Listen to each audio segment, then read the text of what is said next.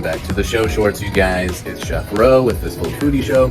I am here at one of my favorite little hidden gem stops, Locally Made Savannah. This place is everything in the name.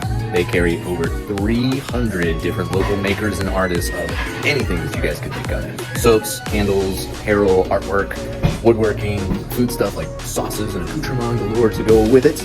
But these guys have an old-fashioned milkshake counter in the back of this place, and they make anything but old-fashioned milkshakes, you guys. That's all I can really tell you for now.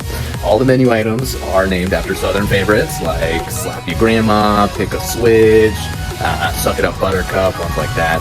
Some good Savannah names in there too, but they rim the cups in buttercream frostings, and then they roll those in candies and jimmies and cake pops and popsicles hanging off of this thing.